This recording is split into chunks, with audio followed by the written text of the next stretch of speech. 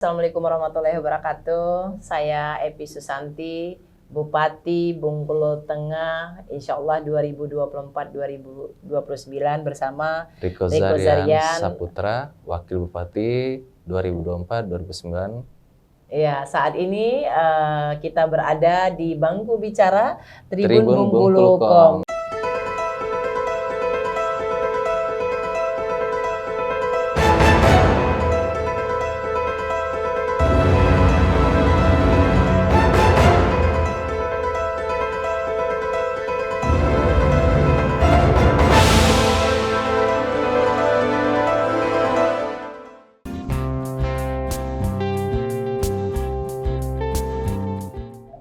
Terima kasih. Assalamualaikum warahmatullahi wabarakatuh. Selamat malam untuk kawan-kawan dan Tribun dan seluruh masyarakat Bengkulu Tengah dan secara umum seluruh masyarakat Provinsi Bengkulu. Alhamdulillah malam ini saya bersama wakil calon, insya Allah wakil Bupati Bengkulu Tengah. Amin. Bapak Riko Zarian dan saya Epi Susanti.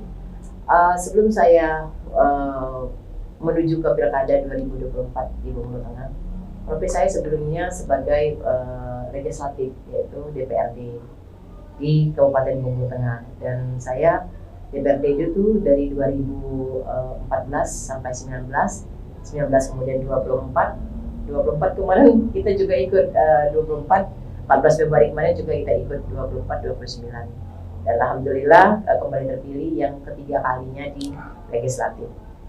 Dan datangnya dari legislatif ini, maka muncullah keinginan kita untuk lebih memberikan kontribusi lebih kepada masyarakat Bengkulu Tengah, yaitu maju di Pilkada di tahun 2024 ini, Pilkada serentak nasional, dan yang mana Bengkulu Tengah pun ikut dalam kompetisi ini secara mengikuti pilkada yang sudah ditentukan nasional seperti itu.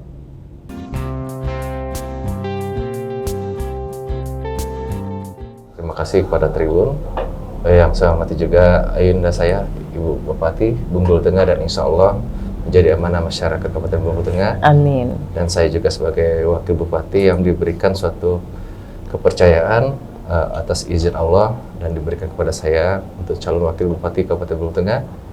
Terima kasih banyak Bang. Jadi profil saya adalah sama dengan Ibu Epi, saya juga 2019 menjadi anggota DPRD di Kabupaten Bengkulu Tengah, dan alhamdulillah mandat ini menjadi wakil ketua DPRD 1 di Kabupaten Bengkulu Tengah sampai perjalanan kita. Nah, dari 2019 saya menjadi anggota DPRD Kabupaten Bengkulu Tengah, dan alhamdulillah menjadi 2 periode atas kepercayaan masyarakat di Kabupaten Bengkulu Tengah. Nah, perjalanan dan profil kita, saya kecil dan besarnya juga di sekolah SD dan SMP di Kabupaten Bengkulu Tengah.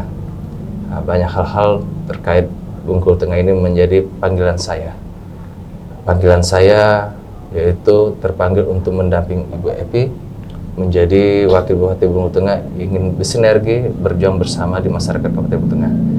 Insya Allah perjuangan ini dan harapan saya mendampingi Ibu Epi memberikan suatu aspirasi dan pemikiran yang sama untuk berjuang apa yang diharapkan Ibu Epi untuk berjuang bersama untuk kepentingan masyarakat, benteng maju, benteng sejahtera.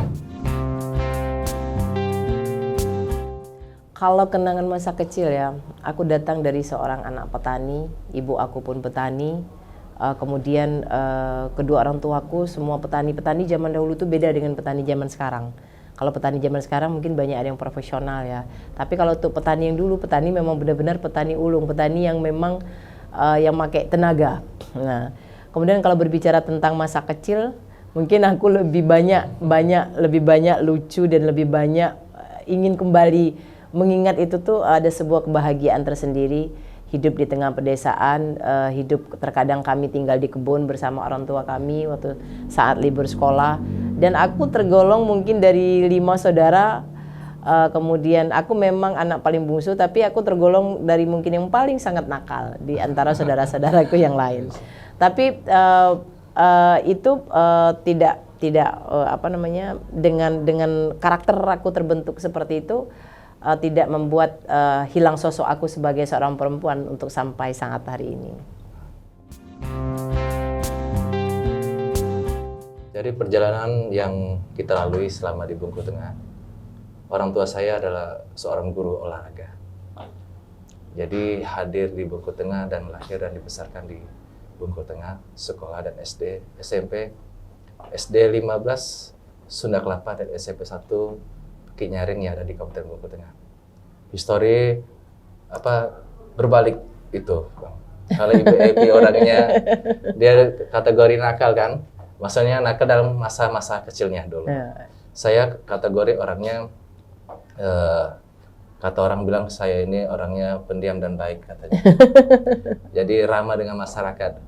Jadi perjalanan kita, orang tua saya seorang guru olahraga yang membina atletik di masa waktu itu Bengkulu Utara dan Bengkulu Tengah. Nah, besar dan kecil saya di sana, saya hobi olahraga yaitu karateka. Jadi membawa prestasi olahraga di tingkat nasional, pendidikan dan orang tua kita guru olahraga itu, Bang. Yeah. Jadi guru olahraga dan juga pas sekolah di saat SD2 pas Sapudati. Jadi banyak histori yang kita lalui masa kecil saya, yaitu tinggal di perkampungan yaitu Desa Sunda Kelapa yang mayoritasnya adalah majemuk, yaitu ada umat Hindu, umat Kristiani dan umat Islam. Jadi berbau di masyarakat itu sudah luar biasa. Toleransi antar umat beragama. Desa Sunda Kelapa itu menjadi desa yang majemuk, desa yang rukun antara umat beragama.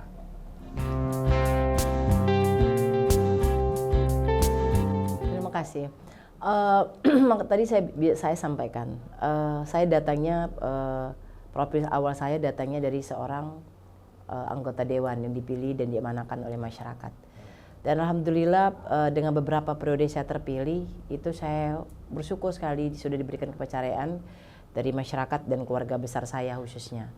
Nah, untuk menuju sampai ke pilkada ini, emang bukan hal yang gampang. Ada semua diskusi, kemudian ada keputusan, kemudian ada hal-hal yang memang harus untuk kita pertimbangkan secara matang bersama keluarga besar dan khususnya suami. Dan untuk hal yang seperti ini, suami dan orang tua aku sangat meridhoi perjalanan ini untuk kita sampai ke pilkada ini. Karena harapan kita tidak lain tidak bukan. Tadinya selama kita di legislatif, kita tahu bagaimana Bengkulu Tengah apa yang harus kita lakukan untuk Bengkulu Tengah.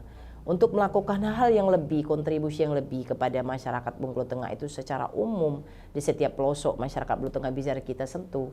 Kalau DPR itu kan beda, dia perdapil.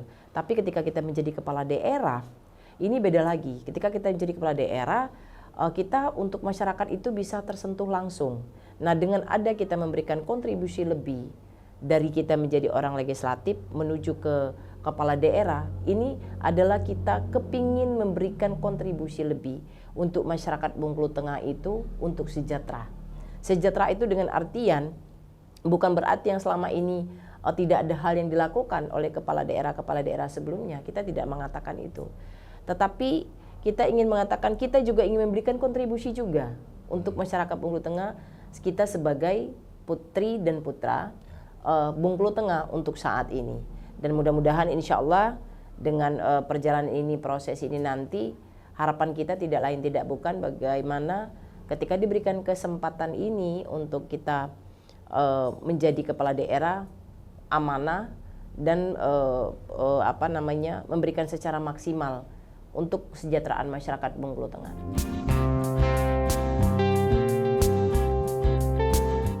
Iya, betul sekali, itu pertanyaan yang paling asik. Aku harus jawab pertanyaan ini dengan baik, dengan cermat, karena keputusan ini tidaklah keputusan yang gampang ketika mencari seorang pendamping untuk kita. Pendamping itu dengan artian untuk bagaimana berdiskusi tentang membangun Kabupaten Bengkulu Tengah secara maksimal dan secara umum.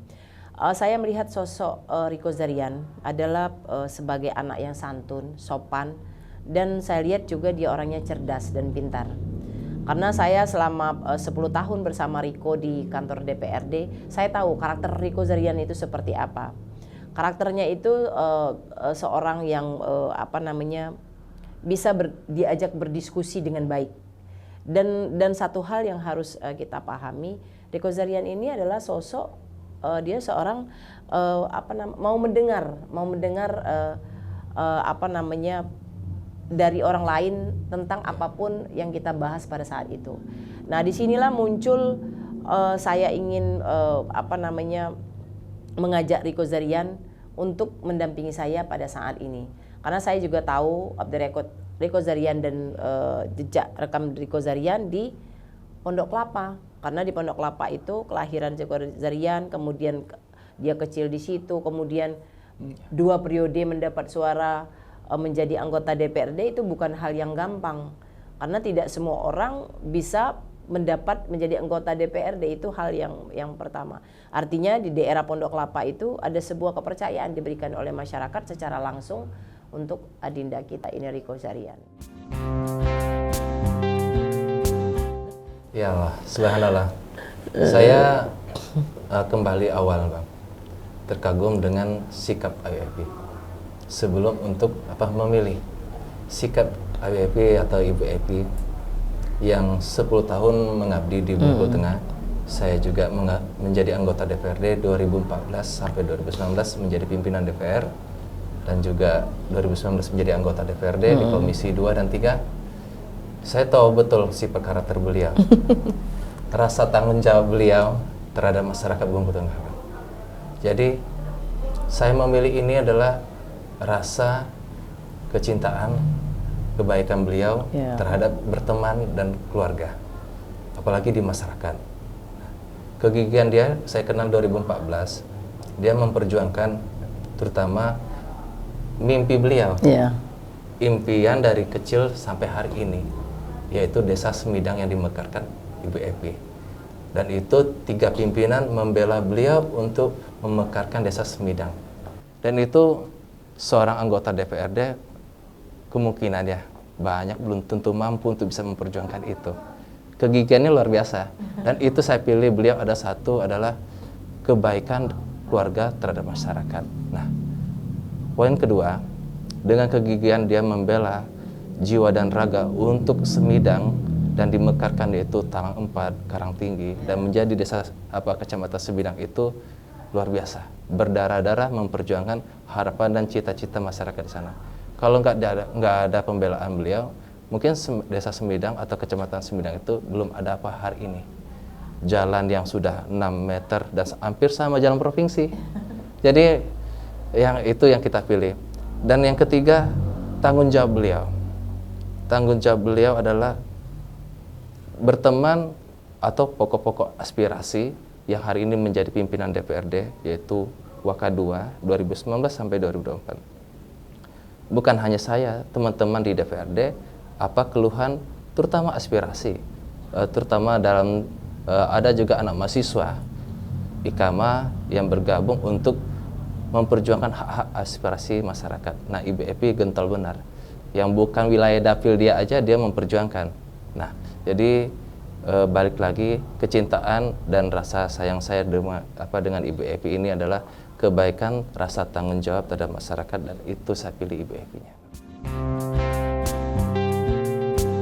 Pertama, karena kami tahu kondisi Bengkulu Tengah seperti apa masyarakat Bengkulu Tengah, itu yang pertama saya prioritaskan itu karena datang saya dari seorang ibu, dari seorang manajemen di dalam rumah tangga, manajemen di dalam dapur, dan semua manajemen. Jadi saya tahu bagaimana rasa seorang perempuan ketika membagi-bagikan keuangan di dalam rumah tangga, bagaimana mengkondisikan kesehatan dari anak-anak dan suami dan keluarga besar untuk terjamin dengan baik. Nah, dari sini kami berdiskusi kemarin sama Rico Zarian dan tim dan suami dan keluarga besar semuanya berpikir ini kita wajib untuk melaksanakan nanti ketika kita menjadi pimpinan di Bengkulu Tengah itu, wajib kita melaksanakan yang pertama prioritas adalah BPJS gratis, dan itu kita tidak ada pila-pila apakah dia miskin atau kaya. Jadi semua masyarakat Bengkulu Tengah itu harus mendapatkan BPJS gratis.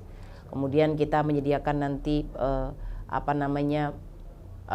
ambulan di setiap desa, karena kita tahu jarak Bengkulu Tengah itu dari kotanya ke Bengkulu Tengah rumah sakit atau puskesmas itu sangat jauh. termasuk daerah Pagar Jati, kemudian Pematang 3, Bang Haji itu luar biasa kondisi mereka, kita sangat paham.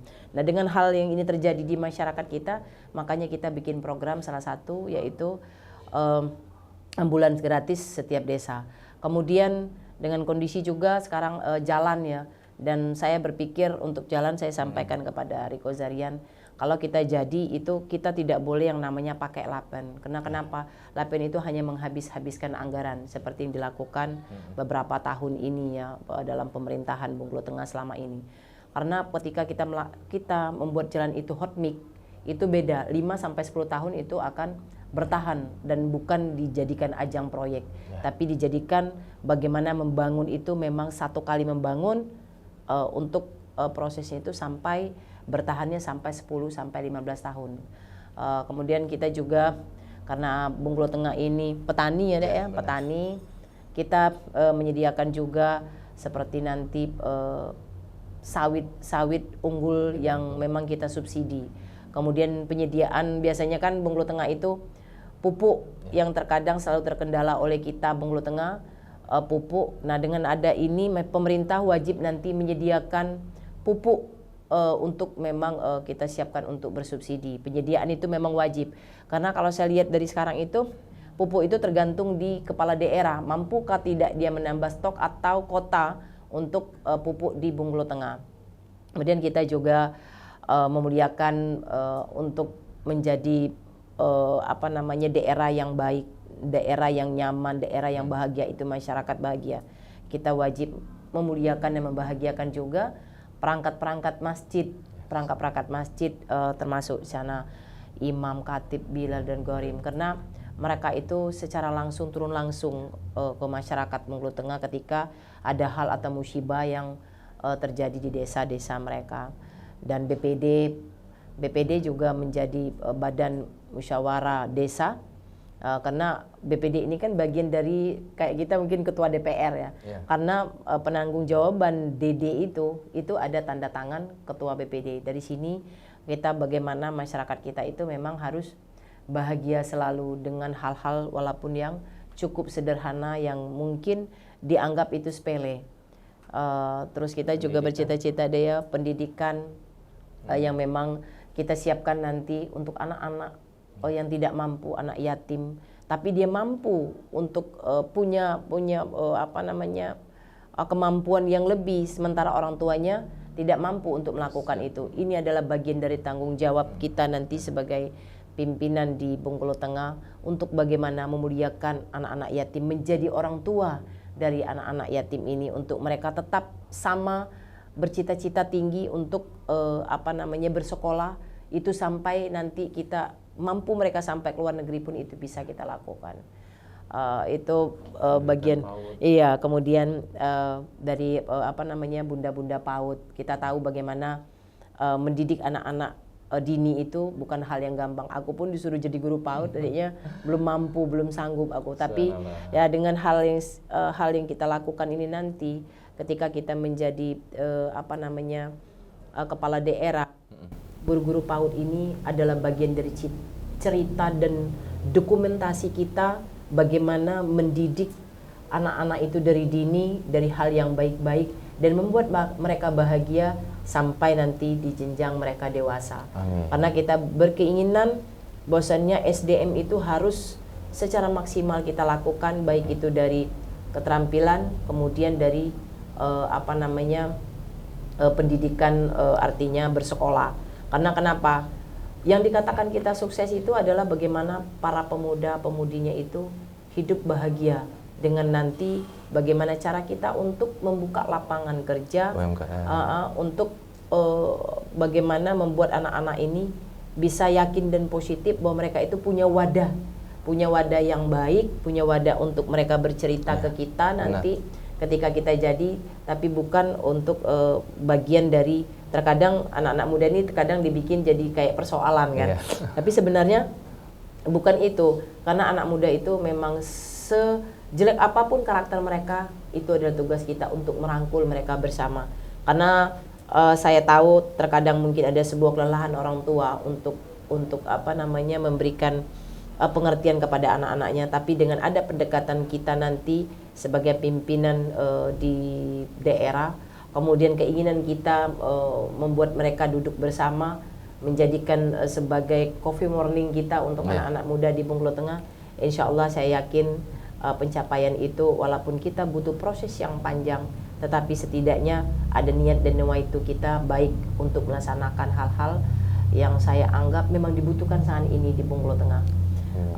Untuk sekarang ini kan kita memang ada 11 kecamatan yang katakanlah mungkin beda-beda latar belakang di kecamatan masing-masing.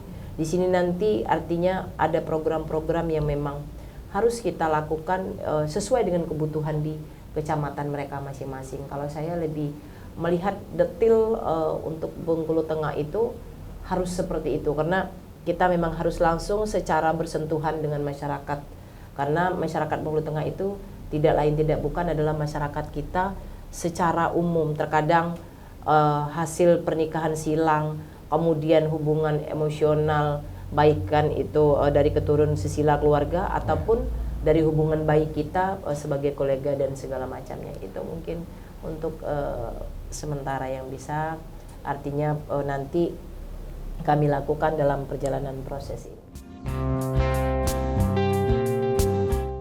Jadi visi misi IBF ini beliau berkoordinasi langsung dengan kita. Menjadi wakil bupati ini bukan hanya sekedar wakil bupati. Saya bangga dengan IBF hari ini. Visi dan misi ini diatur bersama-sama. Jadi IBF ini benar-benar sosok bupati yang mengajak wakil bupati untuk membuat pemikiran-pemikiran terhadap Bengkulu Tengah. Bangga saya, Bang. Saya mengetahui beliau, saya meyakinkan wakil bupati bukan hanya untuk menjadi wakil, tapi menjadi suatu derajat yang sama untuk membangun Kabupaten Bengkulu Tengah. Beliau menyampaikan, Riko, kita bismillah. Bukan hanya Ayu Epi atau Ibu Epi menjadi bupati, wakil bupati sangat berperan untuk Kabupaten Bengkulu Tengah. Betul. Berjuang bersama, benteng maju, benteng sejahtera, dan itulah slogan kita, Bang.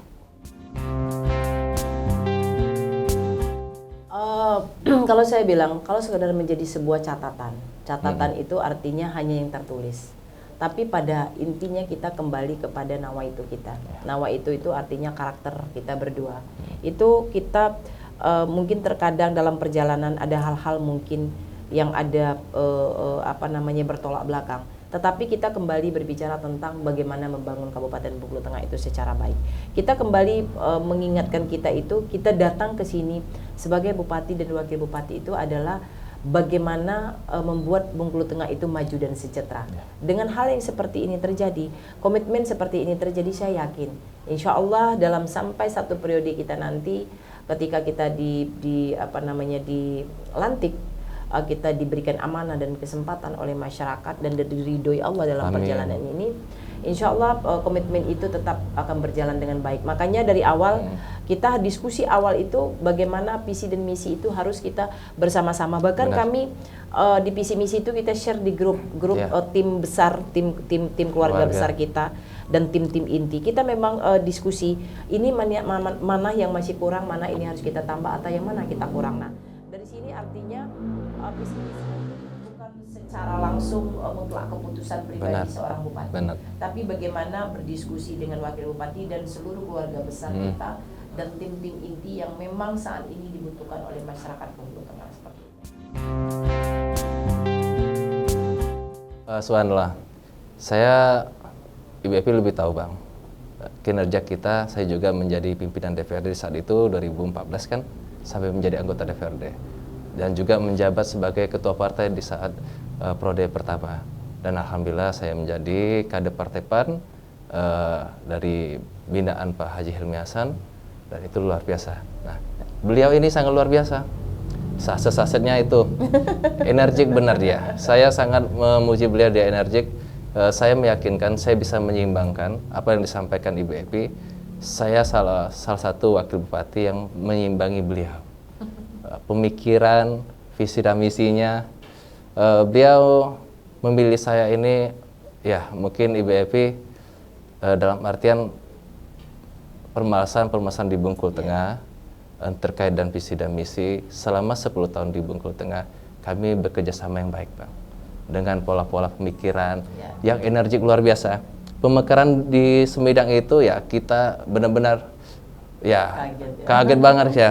Saya seorang anggota DPRD dan hari ini menjadi pimpinan DPRD, terpilih lagi di masyarakat menjadi pimpinan DPRD ini, melepaskan jabatan dia untuk rela terjun menjadi seorang kepala daerah Bupati Bengkulu Tengah atas izin Allah, keberanian beliau untuk membangun Kabupaten Bengkulu Tengah. Jadi kebanggaan saya sasetnya itu insya Allah pola pemikirannya sampaikan Ibu Epi, saya siap membantu memberikan masukan dan saran terutama untuk Kabupaten Bengkulu Tengah. Jadi begini, sosok seorang perempuan itu di dalam manajerial, di dalam rumah tangga, biasanya ketika ada sebuah kesuksesan yang dilakukan untuk anak-anaknya di rumah, kemudian keluarga besarnya, seorang perempuan itu adalah sosok makhluk yang paling istimewa. Yeah. Dari dulu tuh makhluk yang paling istimewa. Ketika dia diberikan sebuah jabatan, ketika dia diberikan sebuah amanah, biasanya kami seorang perempuan itu fokus, lebih fokus untuk bagaimana membahagiakan anak-anak dan keluarganya, dan itu tidak akan dibiarkan sebuah kelaparan atau sakit gitu. Karena kenapa? Sosok perempuan itu saya sampaikan tadi yang tidak bisa ditiru-tiru oleh orang lain gitu dengan karakter-karakter kami. Nah, dengan adanya Riko Zarian mendampingi saya nanti, kami berharap bahwasannya ada karakter perempuan dan karakter seorang laki-laki yang bisa menjadikan satu kesatuan untuk masyarakat, untuk meyakinkan bahwa langkah-langkah dan prinsip yang kami lakukan nanti, kehadiran kami itu bukan membuat sebagai seorang pemimpin yang wow, itu bukan itu ya, tapi kita bagaimana seorang pemimpin yang memang kita datang dari seorang orang desa, yang datang dari seorang orang tua, orang petani, kemudian datang dari keluarga yang sederhana. Jadi saya hadir itu sebagai bukan seorang perempuan yang hebat, tidak, tapi saya datang dari perempuan yang biasa-biasa dan bukan tidak ada dari keluarga yang hebat, itu tidak, tetapi ada sebuah keinginan saya sampaikan tadi untuk memberikan kontribusi lebih untuk masyarakat Bengkulu Tengah. Saya yakin sebagai seorang perempuan yang mana di daerah-daerah Pulau Jawa itu sudah banyak untuk menjadi kepala daerah. Saya yakin perempuan-perempuan yang ada di Bengkulu Tengah khususnya dan Provinsi Bengkulu dan Indonesia secara umum, saya yakin setiap perempuan yang menjadi pemimpin itu pasti akan mesejahterakan masyarakat secara maksimal. Amin. Istimewanya saya dengan Ibu Evi ini, terutama saya menjadi anggota DPRD ini sudah 10 tahun untuk berjuang, dan harapan besar saya menjadi wakil bupati adalah lebih luas untuk bisa membantu masyarakat. Nah, dengan adanya Ibu Evi yang energik ini, yang luar biasa, yang sampaikan Abang tadi, saset-saset, dengan harapan kita seorang ibu yang menjadi membina, mendidiki terutama ibu kota yaitu Bengkulu Tengah. Saya titip harapan dan doa saya meyakinkan kepada masyarakat Bengkulu Tengah. Insya Allah Bengkulu Tengah, harapan dan cita-cita Bengkulu Tengah belum dikatakan makmur, belum sejahtera. Insya Allah pasangan Ibu Evi dan saya Riko Zarian Saputra, insya Allah mohon doa restunya akan berjuang Bengkulu Tengah maju, Bengkulu Tengah sejahtera. Iya, mungkin tambahan tadi ya. Untuk sampai saat ini sudah 16 tahun Bengkulu Tengah ya. Itu ibu kota Bengkulu Tengah itu belum pernah ada sampai hari ini. Dan insya Allah dalam perjalanan ini nanti saya sedikit akan mencapaikan cita-cita presidium perasaan itu, bagaimana ibu kota Bengkulu Tengah itu harus ada. Gitu. Karena kita memang kabupaten penyangga ya, provinsi, dan kita memang tempatnya yang memang transit ya, daerah Bengkulu Tengah itu adalah kabupaten yang benar-benar kabupaten yang saya bilang itu ideal sekali untuk artinya sebagai penyangga. Provinsi Bengkulu.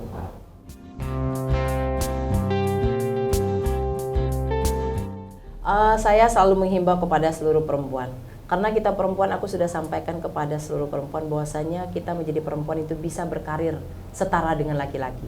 Karena kenapa? Perempuan, sesosok perempuan itu perempuan adalah makhluk yang paling unik, aku bilang tadi. Makhluk yang paling unik, makhluk yang paling diberi kelebihan yang istimewa dari Allah. Karena kenapa? saya yakin ketika perempuan itu masuk dalam dunia politik, dia akan lebih bersahaja ya, lebih fokus. Nah, saya berharap masyarakat Bengkulu Tengah ini nanti para emak-emak, khusus para emak-emak nih yang lagi tren-trennya itu, karena perempuan itu harus bisa yakin dengan karakter kami sebagai seorang perempuan, dan harus yakin dengan apa yang kita lakukan, dan harus yakin kalau kita seorang perempuan itu bisa melakukan berkarir jenjang yang lebih tinggi untuk sebuah karir ya. Tapi kalau untuk seorang makmum itu beda. Makmum imamnya tetap laki-laki. Itu untuk kalau lagi sholat, untuk hal-hal lagi sholat itu pasti wajib. Tapi kalau untuk berkarir, saya selalu menghimbau tidak ada keterbatasan kita sebagai seorang perempuan untuk duduk bersama membangun di daerah, khususnya di Kabupaten Bengkulu Tengah, umumnya di Indonesia. Strategi itu menurut saya sih, strategi itu kalau secara politik itu mungkin kita sudah biasa ya. Tetapi sekarang ini kita menyampaikan kepada masyarakat itu berbicara dari hati ke hati. Keinginan masyarakat seperti apa dan tujuan kita seperti apa. Nah, saya yakin dengan kita datang bersilaturahmi, dengan duduk bersama untuk artinya berdiskusi kepada masyarakat secara langsung, karena kita memang orang desa itu perlu memang berdiskusi ya, walaupun hanya diskusi kami batas di teras atau mungkin di bawah sawit itu. Nah, karena kenapa dengan kita berdiskusi secara masyarakat langsung, masyarakat lebih paham seperti apa yang mereka inginkan, itu yang utama untuk menarik hati mereka ya, untuk meyakinkan kalau sosok kita untuk menjadi pemimpin ini bukan untuk kepentingan pribadi, tapi memang kepentingan kita untuk membangun Bengkulu Tengah. Karena kalau mungkin untuk kepentingan pribadi, saya pikir saya tidak harus sampai sejauh ini melangkah. Karena di posisi saya kemarin di 14 Februari 2024 itu, saya sudah di posisi pemilihan legislatif itu cukup sangat baik. Artinya saya harus meninggal dan mengorbankan itu demi untuk masyarakat Bengkulu Tengah. Jadi sama hal dengan Ibu Evi, strategi adalah hal-hal sama aja. Dalam artian kita diskusi dengan masyarakat, membuka pikiran dengan tokoh-tokoh nelayan, tokoh-tokoh pendidikan, tokoh agama. Karena Bengkulu Tengah ini sangat sentral, Bang. Karena di sana ada umat Hindu juga di sana. Ada umat Kristiani dan umat Islam. Jadi kita diskusi untuk membangun Kabupaten Bengkulu Tengah ini bukan hanya pribadi atau Ibu Evi dan saya sendiri, tapi Ibu Evi ini membuka luang untuk berbicara dengan masyarakat Bengkulu Tengah. Apa sih yang akan kita lakukan ke depan? Apakah untuk kita berbuat yang terbaik di masyarakat Bengkulu Tengah? Itu, Bang.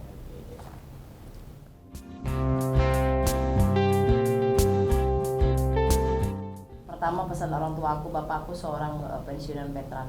Dia tegas dan mandiri, dan ibu aku walaupun orang ibu rumah tangga, seorang petani, dia tetap memberikan sebuah motivasi buat anak-anak. Yang pertama, hidup tuh harus sebuah kejujuran, harus terbuka dan tidak menipu siapapun. Itu adalah pesan orang tuaku.